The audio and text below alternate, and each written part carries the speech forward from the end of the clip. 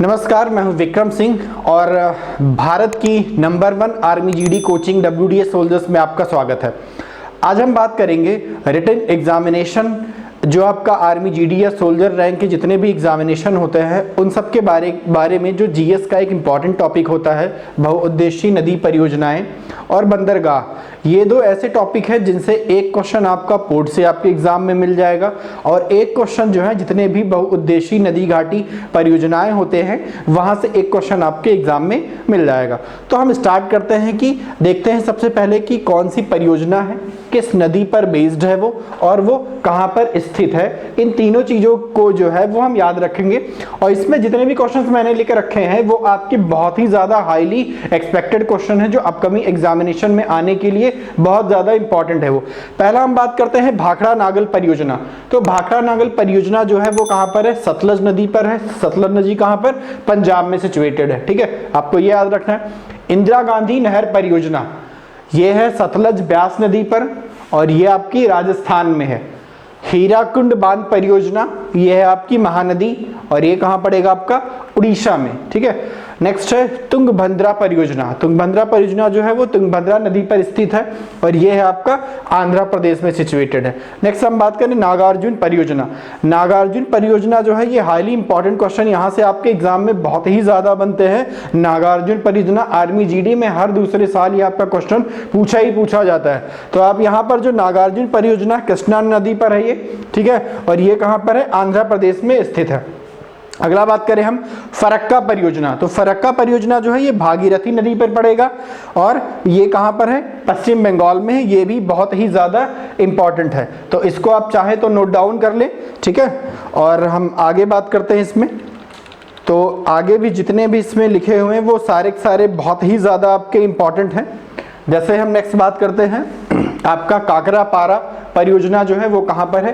ताप्ती नदी पर है और ये कहां स्थित है? गुजरात में स्थित है। ठीक है, नेक्स्ट है आपकी रिहंद परियोजना। ये रिहंद नदी पर, जैसा कि इसके नाम से ही आपको मालूम हो गया, ठीक है, और ये उत्तर प्रदेश में। अगला इडुक्की परियोजना, most important question for army GD examination. बहुत ही ज्यादा ये क्वेश्चन आपका पूछा जाता है एग्जाम में।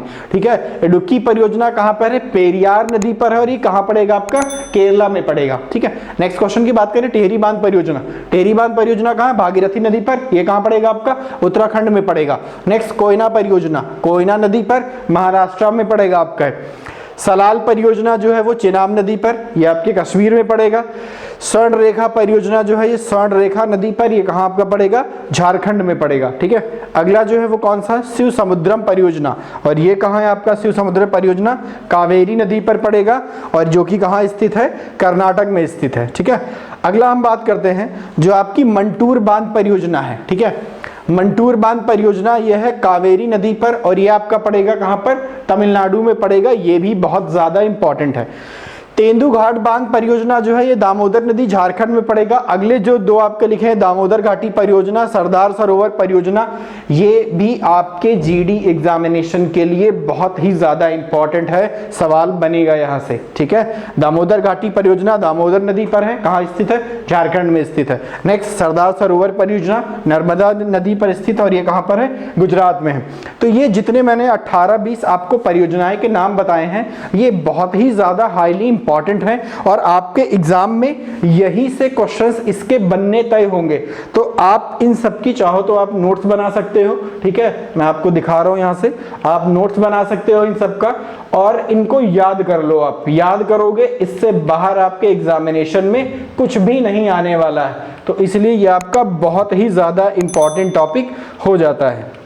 अगले टॉपिक की बात करते हैं जो भी आपके एग्जामिनेशन के लिए ये भी बहुत ही ज्यादा इंपॉर्टेंट टॉपिक है। ठीक है, और ये टॉपिक है भारत के बंदरगाह। भारत के बंदरगाह से आपके जितने भी सोल्जर ग्रेड के एग्जामिनेशन होंगे वहां से आपके एग्जाम में पूछा जाएगा एक क्वेश्चन 100%। आप चाहे क्लर्क का दे रहे हो, चाहे आप ट्रेडमैन का दे रहे हो, आर्मी जीडी दे रहे हो, जीएस के पोर्शन से वहां पे जो है एक क्वेश्चन आपका बनेगा ही बनेगा यहाँ पे। ठीक है, सबसे पहले हम बात करते हैं भारत में जो है कुल कितने बंदरगाह? भारत में कुल 13 बंदरगाह जो कि केंद्र सरकार के अधीन है। ठीक है, इतना बात याद रखना है कि भारत में कुल 13 बंदरगाह जो कि केंद्र सरकार के अधीन है। अगला पश्चिमी तट के बंदरगाह की बात करें तो आपने देखा होगा जो भारत का मैप होता है ऐसे, ठीक है, ये आपका होता है पूर्वी तट, ये आपका होता है पश्चिमी तट।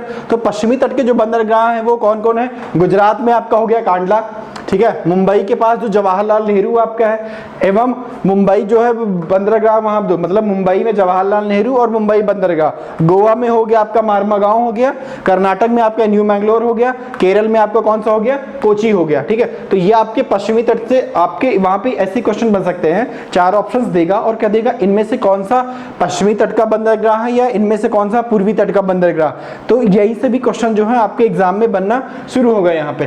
तो ये आप याद रखोगे कि पश्चिमी तट के बंदरगाह कौन से हैं, उसके बाद पूर्वी तट के बंदरगाह कौन से, विशाखापट्टनम आंध्र प्रदेश में आपका हो गया, चेन्नई देश का सबसे बड़ा बंदरगाह है यहाँ पे, ठीक है, पुराना है यहाँ पे, पारादीप जो हो गया वो उड़ीसा आपका है, एन्नौर कहाँ पे पड़ता है, चेन्नई में, परंतु ये अभी पूर्ण रूप से सरकारी नहीं है। ठीक है, हल्दिया जो है पश्चिम बंगाल में, तूतीकोरिन जो है वो कहाँ पर आपका तमिलनाडु में है। तो ये रहे पश्चिमी तट के बंदरगाह और ये आपके रहे पूर्वी तट के बंदरगाह। आगे हम बात करते हैं इसमें जितने भी बंदरगाह लिखे हैं उनको थोड़ा सा डिटेल में जानते हैं।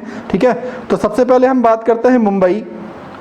तो यह जो है भारत का सबसे बड़ा बंदरगाह है। ठीक है, जो आपका न्यावा शोवा है जो जवाहरलाल नेहरू आपका पड़ता है वो मुंबई से लगभग 14 किलोमीटर दक्षिण का एक सहायक पत्तन है। ठीक है, 1989 में इसका जवाहरलाल नेहरू नाम रखा गया था। भारत में सबसे बड़ा कंटेनर पत्तन है। तो आपको सिर्फ इतना याद रखना है कि सब भारत का सबसे बड़ा बंदरगाह जो है वो मुंबई है। पारादीप उड़ीसा के तट पर एक गहरा बंदरगाह है ये। ठीक है, इसके बाद जो जापान के लिए जो है वो लोहा निर्माण जितना भी होता है यहाँ से एक्सपोर्ट करने के काम आता है वो पारादीप कहाँ पर पड़ता है, उड़ीसा में पड़ता है। चेन्नई की बात करें, सबसे पुराना एवं तीसरा सबसे बड़ा बंदरगाह है ये। ठीक है, देश का सबसे पुराना एवं तीसरा बंदरगाह, कृत्रिम बंदरगाह मतलब ये आर्टिफिशियल पोर्ट है। ठीक है, अगला विशाखापट्टनम आंध्र प्रदेश में है ये। कांडला की बात करें, आपने नाम सुना होगा, कांडला गुजरात राज्य में कच्छ की खाड़ी में जो है आयात पत्तन है ये, यहाँ से मतलब सब चीजें मंगाते हैं। ठीक है, इसे मुक्त व्यापार क्षेत्र घोषित किया गया है, यह एक ज्वारी पत्तन है।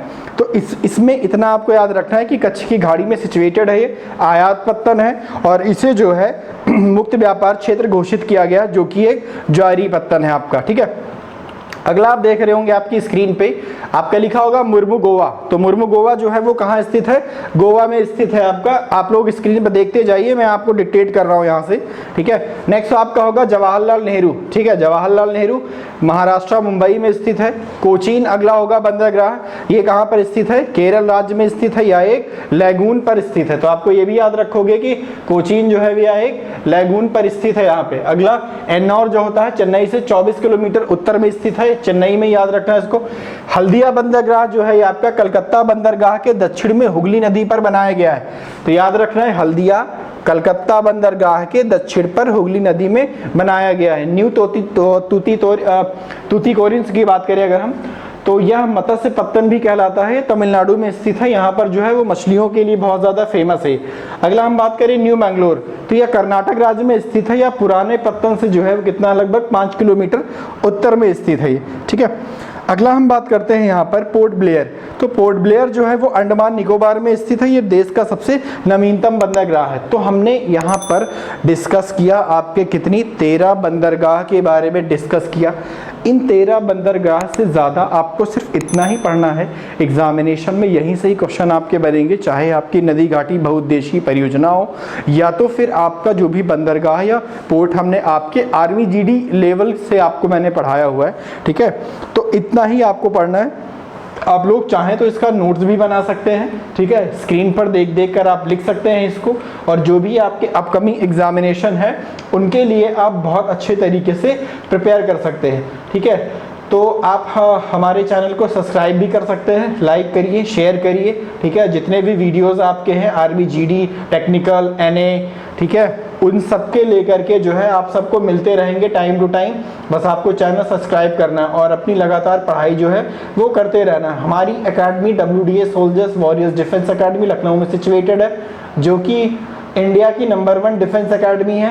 ठीक है, आप यहाँ पर एडमिशन्स ले सकते हैं और अपनी क्लास से जो है वो कंटिन्यू कर सकते हैं और बहुत अच्छे तरीके से आप तैयारी कर सकते हैं। अपने एक फ्यूचर के लिए बहुत अच्छा प्लेटफॉर्म आप एक खड़ा कर सकते हैं। मिलते हैं नेक्स्ट वीडियो में, तब तक कि आप अपनी पढ़ाई कंटिन्यू रखिए। जय हिंद, जय भारत।